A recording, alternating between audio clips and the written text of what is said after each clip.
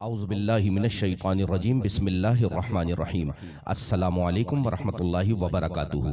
پیارے بچوں، چلیں کہانی کے پارٹ 17 کا آغاز کرتے ہیں۔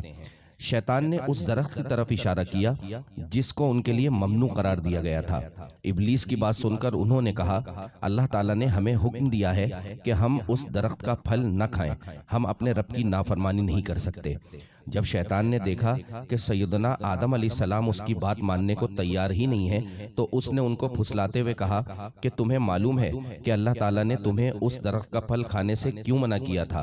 دونوں نے جواب دیا، ہمیں نہیں معلوم۔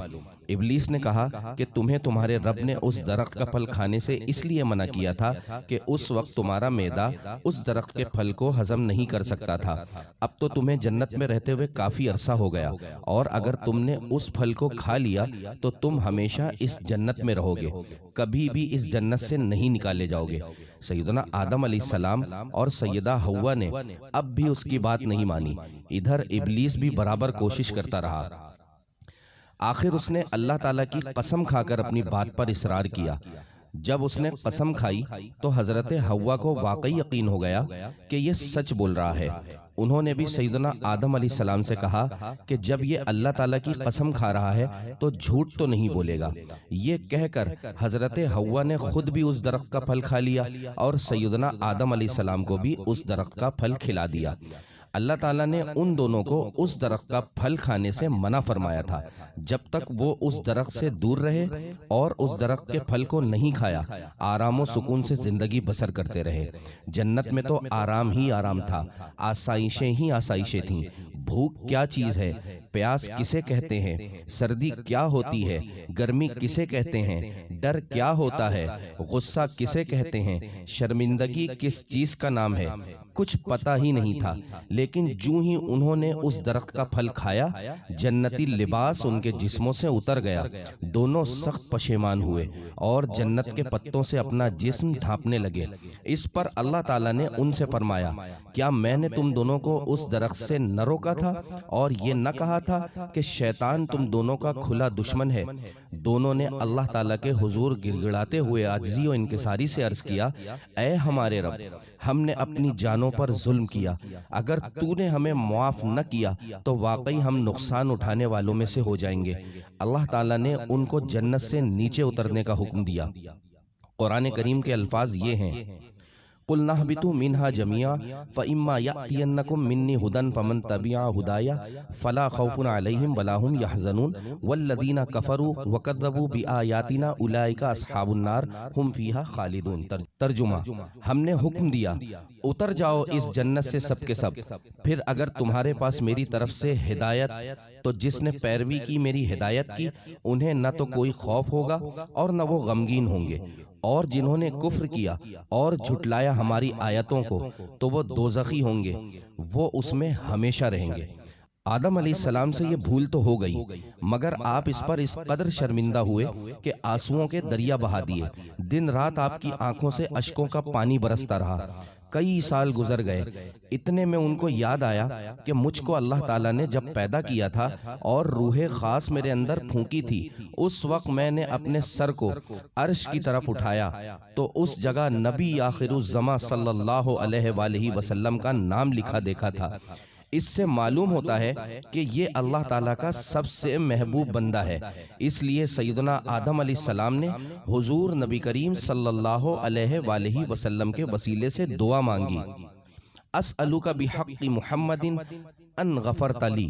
ترجمہ، اے اللہ، میں تجھ سے محمد صلی اللہ علیہ وآلہ وسلم کے صدقے سے التجا کرتا ہوں کہ تو مجھے بخش دے۔ اللہ تعالیٰ نے ان کی بخشش فرمائی اور وحی بھیجی کہ محمد صلی اللہ علیہ وآلہ وسلم کو کہاں سے جانا تم نے؟ انہوں نے تمام ماجرا عرض کیا۔ اللہ تعالیٰ نے فرمایا، اے آدم، اگر میں محمد صلی اللہ علیہ وآلہ وسلم کو پیدا نہ فرماتا تو تجھ کو بھی پیدا نہ کرتا۔ تو بچوں، آپ کی سمجھ میں یہ بات آ گئی ہوگی کہ شیطان کیوں انسان کا دشمن ہے اور یہ انسان کو کیوں بہکاتا ہے۔ سب بچوں نے ایک ساتھ کہا، جی مما جانی۔ خیر آگے بھی سنیں۔ زمین پر سیدنا آدم علیہ السلام اور حضرت حوا علیہ السلام کی زندگی جنت سے بالکل مختلف تھی۔ جنت میں ان کو بغیر کسی محنت کے لباس، کھانا پینا اور دیگر زندگی کی سہولیات میسر تھیں، لیکن دنیا میں آ کر ان کو روزی کی تلاش کرنا پڑی۔ تب سیدنا آدم علیہ السلام کے پاس حضرت جبرائیل علیہ السلام گندم کے 7 دانے لے کر تشریف لائے اور آپ کو دے دیے۔ آپ نے فرمایا یہ کیا ہے اور اس کا میں کیا کروں؟ حضرت جبرائیل نے کہا کہ اسے زمین میں بو دیجئے، اس سے ایک فصل اگے گی، آپ اس کی کٹائی کر کے صفائی کرنا، پھر اس کو پیس کر آٹا گوندنا اور اس سے روٹیاں بنا کر کھانا۔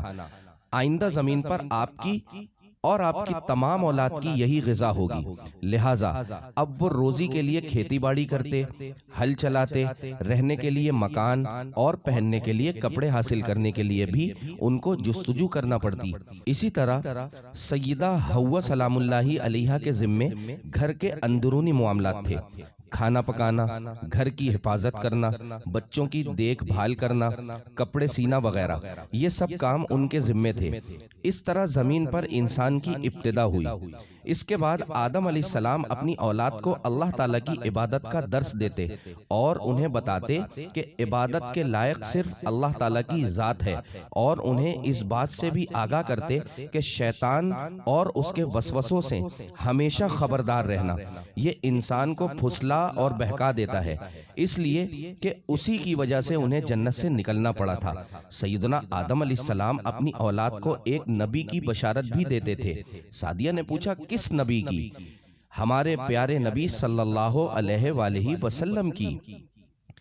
ہاں بچوں، تو سیدنا آدم علیہ السلام حضور صلی اللہ علیہ وآلہ وسلم کی بشارت بھی دیتے تھے کہ وہ اس دنیا میں تشریف لائیں گے، ان پر ضرور ضرور ایمان لانا اور ضرور ضرور ان کے دین کی مدد کرنا۔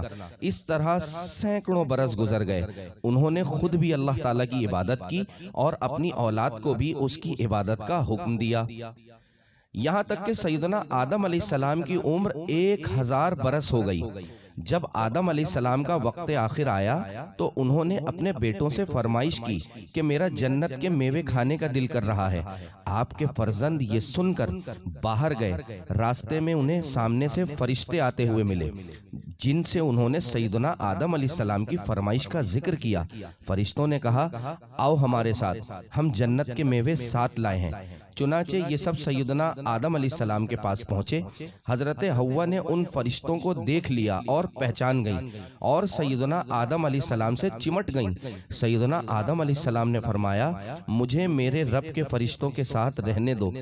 پھر فرشتوں نے حضرت سیدنا آدم علیہ السلام کی روح قبض کی، غسل دیا، کفن پہنایا، خوشبو لگائی، پھر انہوں نے ان کی نماز جنازہ ادا کی اور پھر انہیں قبر میں رکھ کر اوپر سے مٹی ڈال دی۔